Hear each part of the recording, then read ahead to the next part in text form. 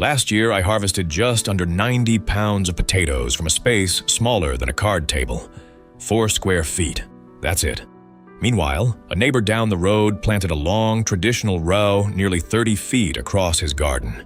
He trenched it, hilled it twice, watered faithfully, and at the end of the season, he proudly showed me about 40 pounds.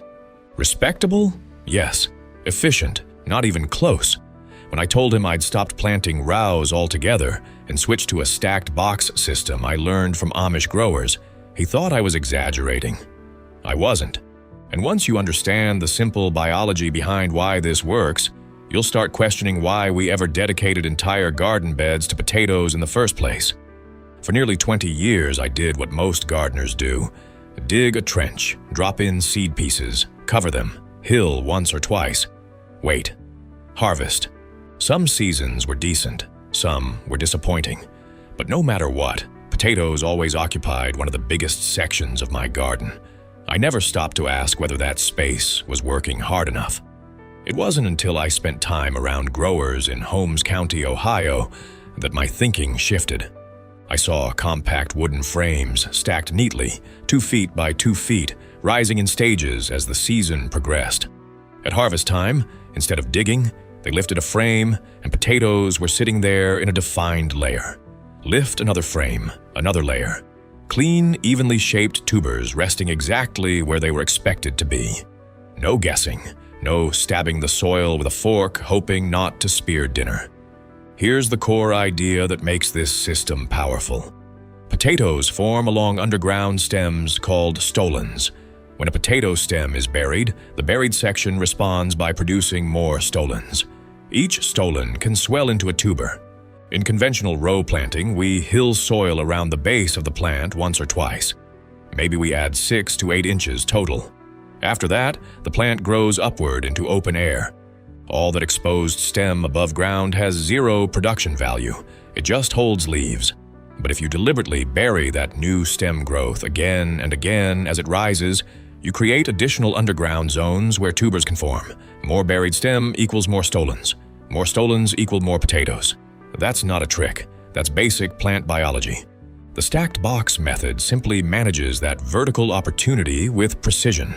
Instead of piling loose soil in a mound that eventually slumps and spreads, you contain each layer inside a wooden frame.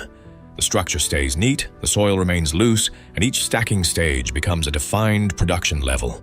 Let's build it step by step. You'll need 4 identical wooden frames. Each frame should measure 2 feet by 2 feet and 8 inches tall.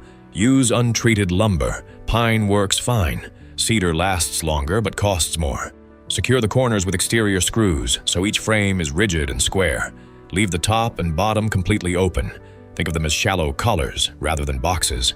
4 stacked together will give you a final height of roughly 32 inches. Choose a location with at least 6 to 8 hours of direct sunlight. Full sun is non-negotiable for strong tuber production. Place the first frame directly on level soil. If your ground is compacted, loosen it with a garden fork to improve drainage before setting the frame down. Good drainage matters because potatoes dislike sitting in waterlogged soil. Now prepare your growing mix. The ideal blend is loose, rich, and well-draining. I use roughly equal parts finished compost, garden soil, and leaf mold or aged wood chips. The texture should feel crumbly in your hand, not sticky. If it clumps into a dense ball when squeezed, it's too heavy. Heavy soil restricts stolon expansion and reduces yield. Texture matters more than perfection in nutrient ratios for this method. Fill the first frame with about 6 inches of this mix. Smooth it evenly, but do not compact it. Place 4 seed potato pieces evenly spaced within the square, eyes facing upward. Do not crowd them. 4 is ideal for a 2 by 2 footprint. Cut your seed potatoes into egg-sized pieces 2 to 3 days before planting and allow the cut surfaces to dry and callus. Always use certified seed potatoes rather than grocery store ones, which are often treated to inhibit sprouting. Cover the seed pieces with another 4 inches of mix and water deeply until the soil is evenly moist but not muddy. At this stage, the frame will be nearly full but not completely. That's intentional. You need room for the first growth cycle. Shoots typically emerge within 1 to 2 weeks once soil temperatures stay above about 45 degrees Fahrenheit. When those green stems reach roughly 8 inches above the soil surface, it's time for the first stacking. Place the second wooden frame directly on top of the first. Make sure it sits evenly and doesn't wobble. Now add more of your loose growing mix, burying all but the top 3 to 4 inches of foliage. You are not harming the plant. You're extending its underground stem system.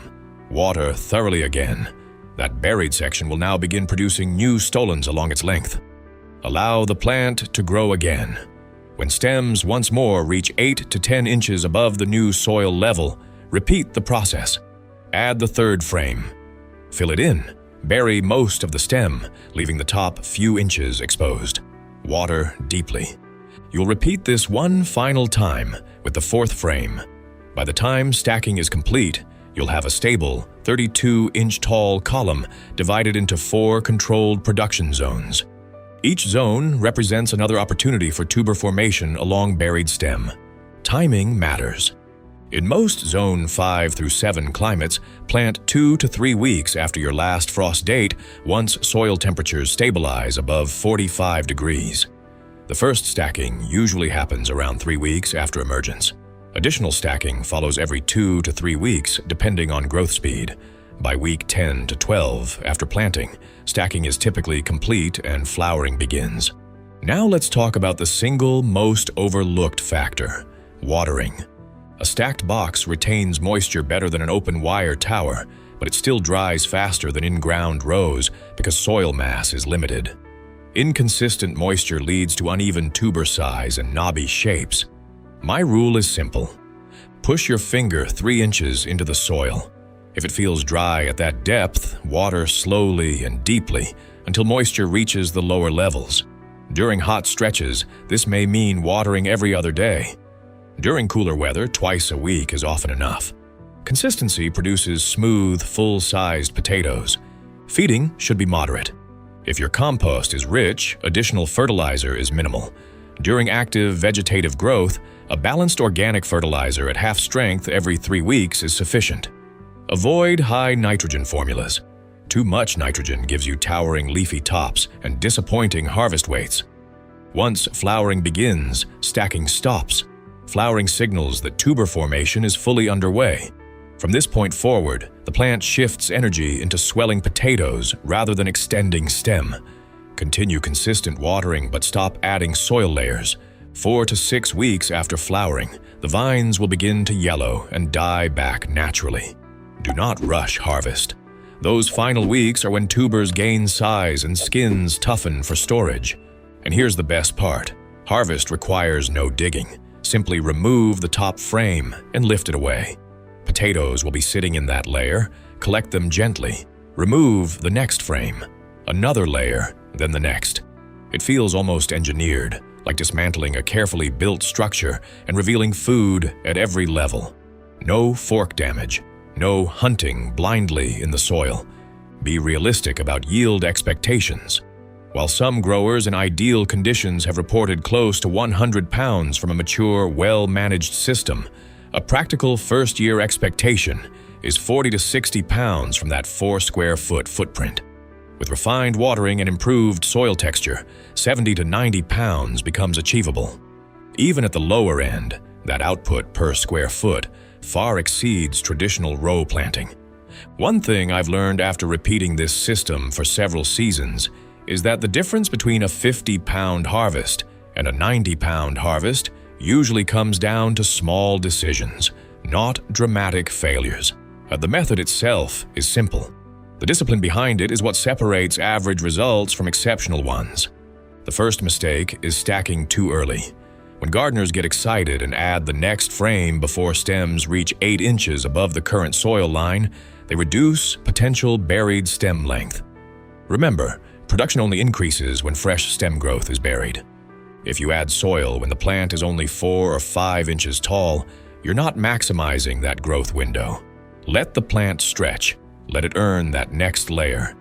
8 to 10 inches above the soil surface is the sweet spot. That vertical growth is your raw material for more potatoes.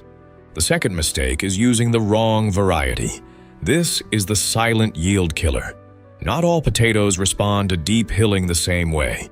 Determinate varieties set most of their tubers at one depth, regardless of how tall you build the structure. If you stack 4 frames with a determinate type, you may only harvest from the bottom layer.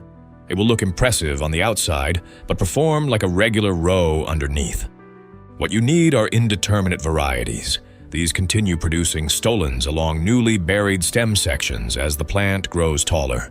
The most reliable performers I've seen are Russet Burbank, Kennebec, German Butterball, and Elba. And these types reward repeated burial with additional tuber zones. If someone tells you the system doesn't work, 9 times out of 10 they used a determinate variety. The third mistake is heavy soil. I once watched a gardener try this with straight clay from his yard. The frames stacked perfectly. The structure looked solid. But after watering a few times, the soil compacted like brick. Stolons struggled to expand. The harvest barely crossed 30 pounds. The following season, he switched to a loose, compost-based mix and nearly doubled his yield without changing anything else. Potatoes expand outward through soft soil. If the growing medium is dense, you are physically restricting production. Loose, airy texture is not optional. It is foundational. But the fourth mistake is stopping at 2 frames because the plant looks tall enough. 2 frames simply recreate traditional hilling. The noticeable yield jump happens at 3 and 4 layers. That's when you create multiple defined production zones instead of one extended mound. If you're going to build the frames, commit to the full system. The extra stacking cycle is where much of the efficiency gain appears. The fifth mistake is inconsistent watering. Even though wooden frames retain moisture better than open wire towers, the upper layers still dry faster than in-ground beds. If the top dries out while the bottom remains moist, you'll harvest large potatoes at the base and small ones near the surface. Uniform moisture equals uniform tuber size. During peak summer heat, checking soil every 2 days is not excessive. It is preventative management. The 3-inch finger test remains the simplest and most reliable method. Timing also plays a role in maximizing output. In climates similar to zones 5 through 7, plant 2 to 3 weeks after your final frost when soil temperatures consistently exceed 45 degrees Fahrenheit. Expect emergence within 2 weeks. First stacking typically occurs around week 3 after emergence. Additional stacking follows every 2 to 3 weeks, depending on growth rate. By week 12, stacking is usually complete. From there, allow 4 to 6 weeks for tuber swelling after flowering. Total time from planting to harvest generally falls between 14 and 18 weeks. In cooler regions, the stacking window may compress slightly. In warmer regions, earlier planting is possible, but surface heat management becomes important to prevent shallow tubers from greening. Now let's talk honestly about the numbers. The phrase 100 pounds attracts attention, and under ideal conditions, it is possible. Mature, indeterminate varieties, excellent compost structure, disciplined watering, and a long growing season can push yields toward that mark. But your first season should not be measured against perfection. My first stacked box harvest was just over 50 pounds. The second year reached the low 70s. By the third season, after refining soil texture and irrigation consistency, I approached 90. Improvement came from better management, not bigger boxes. What makes this system powerful is efficiency. A traditional 30-foot row might produce 40 to 50 pounds in a good year. That's a significant portion of a backyard garden devoted to a single crop. The stacked box method produces equal or greater yield from 4 square feet. That frees the rest of your garden for other food. When you start thinking in terms of production per square foot instead of production per plant, the advantage becomes obvious. Now, for anyone who wants an even simpler approach without building 4 frames, there's a stripped-down version that still captures much of the biological benefit. This is the straw-only method. Lay 4 seed potato pieces directly on loosened ground in a 2-foot by 2-foot square in full sun. No box, no lumber, just soil underneath. Space them evenly, and make sure each piece has at least 2 healthy eyes. Instead of covering them with soil, bury them under 8 inches of loose straw. Water thoroughly so the straw settles and begins holding moisture. Within 1 to 2 weeks, shoots will push up through the straw. When they reach 8 to 10 inches tall above the straw surface, add another thick layer of straw, covering most of the stem and leaving only the top few inches exposed. You are again extending buried stem length, just using straw instead of compost. Repeat this process 3 or 4 times over the season. Each time the plant grows 8 to 10 inches, bury most of that new growth under additional straw. By mid-season, you'll have a mound roughly 2.5 feet tall, made almost entirely of straw. Straw performs 3 important functions. It blocks sunlight, preventing tubers from greening. It holds moisture surprisingly well when layered deeply. And it allows easy expansion of developing potatoes because it does not compact like soil. The only adjustment you may need is a light application of balanced organic fertilizer sprinkled between straw layers to compensate for lower nutrient density compared to compost.